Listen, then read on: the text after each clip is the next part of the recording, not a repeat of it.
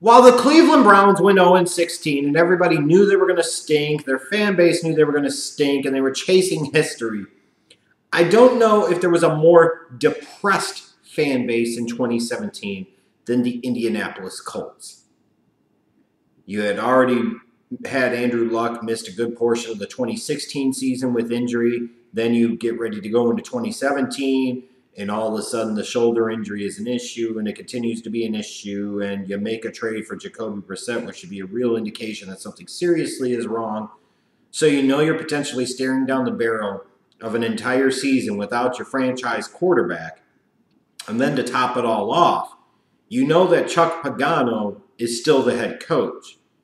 And you know exactly how the script is going to play out. You're going to have 16 games that you have to plow through, that you have to get through until you get to the end of the Chuck Pagano era. That's exactly what it was. No Andrew Luck, 16 games of watching Chuck Pagano do stupid things like celebrating winning a challenge that's not really winning a challenge, and just typical Chuck Pagano crap. So yeah, last season wasn't good for the Colts. They got the 3rd overall pick out of it initially, which is cool. And if anything else for Colts fans, it's therapeutic in this sense, is that you were able to cleanse yourself once and for all of Chuck Pagano. You didn't have one of those foolishly come up and surprise you good seasons where he wins 8 or 9 games and Ballard is tempted to keep him because he's like, you did it without Andrew Luck, what can we do with him? No, you realize that you need to move on from the last major mistake of the Ryan Grigson regime. A general manager who was in over his head supported a coach who was in over his head. But then eventually they both started griping, and they both absolutely sucked. So, glory, glory, hallelujah if you're a Colts fan. Chuck Pagano is finally gone. Thank God. And in comes Frank Reich. Fresh off of being a part of the staff in Philadelphia, a team that just won the Super Bowl. You could see some of the work that Frank Reich did with Carson Wentz, and you got to give credit there for Nick Foles as well. You talk about Frank Reich, offensive-minded guy, feels like potentially a good fit, good situation, especially when you talk about Frank Reich. This is a guy that has some experience playing in the NFL at the quarterback position. Should be very beneficial to somebody like Andrew Luck as opposed to Chuck Pagano. What's he going to talk about? Not much, apparently. So you look at this Colts team, and while there are reasons for concern, and there's a thought initially they're not going to be very good still, you know, there's the hope of something. There is the hope of hope being renewed. There is a chance for a brighter day with a new head coach and hopefully a returning to health Andrew Luck. So even if 2018 kind of shapes up to be still a bit of a lost season, it could be the building block for something better going forward. And when you look at this team, I feel like at least they've got a decent decision maker in place in Chris Ballard, the general manager. Decent. We'll see long-term just how good he is, but I feel like he's got a good grasp on things, and I feel like he's doing some of the right things. Like, you look at the draft, and to be able to go from 3 to 6 and pick up 3 second-round picks to move down 3 slots when you don't want to draft a quarterback anyways has to be considered really, really good work by him.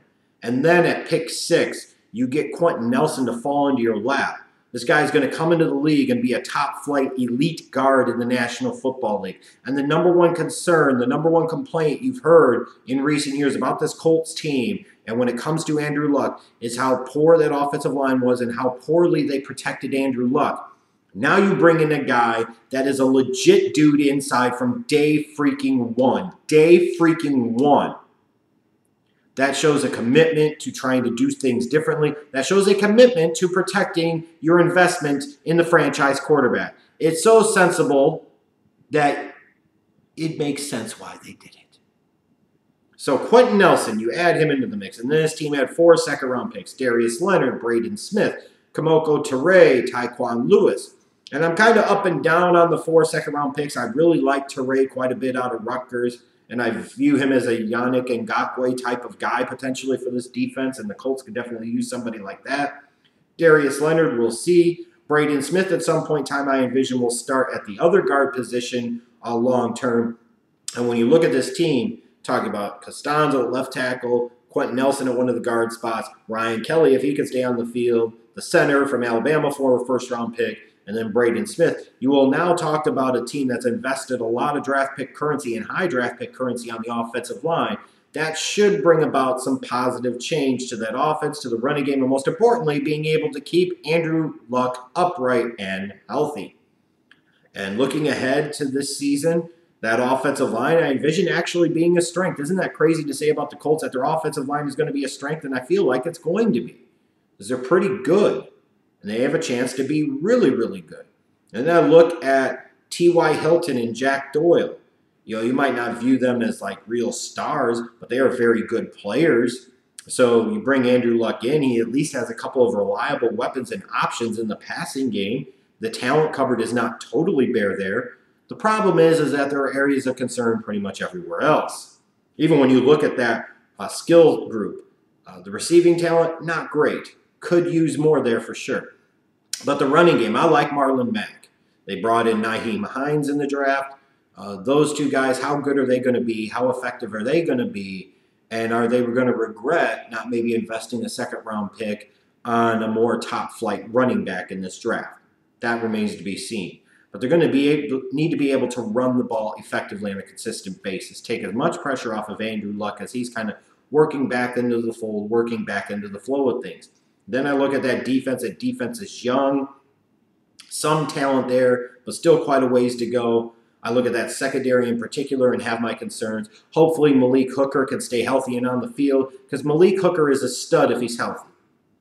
And he's going to be a big-time star in the back end of that Colts defense if he can stay healthy. And that's the question. Can he stay healthy? But if he can, the defensive outlook will slowly start to look a little bit better for the Colts. But ultimately, let's cut the crap. You can talk about schedules and you can talk about everything else. The only thing that matters this year is that Andrew Luck is able to stay healthy, play all 16 games, and that he shows you some of what he showed you in the past, that he could still possibly be the long-term franchise quarterback for the Indianapolis Colts. All this other stuff is nice, and all this other stuff is this, and all this other stuff is that, and all of it doesn't matter two hella beans. I could talk about their schedule. I could talk about this matchup. I could talk about this position group, that position group. Don't mean shit. The only thing that matters is keeping Andrew Luck upright, healthy, and that he shows you that he can still make all the required NFL throws. That he shows you even glimpses that he can still be Andrew Luck. And it's funny when you look back through the scope of history, while a lot of people wanted to sit there and rail on Andrew Luck and talk about him being overrated and how quickly it seemed like everybody was wanting to loft him up into that elite status, the past couple of years, you saw just how much Andrew Luck had previously elevated that team, even with some of his flaws. When you look at how things went in 2016 and 2017, it became clearly evident that, oh my God, yeah, it's that bad. It was that bad. Andrew Luck is that much of a difference maker for them, and they need him to be healthy. And I truly hope from the Colts standpoint that he's able to stay upright, he's able to be healthy, and show that he can still be Andrew Luck. Because even though I don't anticipate this team winning more than 6 or 7 games this year, which frankly would be progress and an improvement and an upgrade, if you can get that many wins and have Andrew Luck show you he could still be the guy, then you're going to be back in the fold in 2019 and beyond. If not, things are about to get real interesting, potentially really ugly in Indianapolis.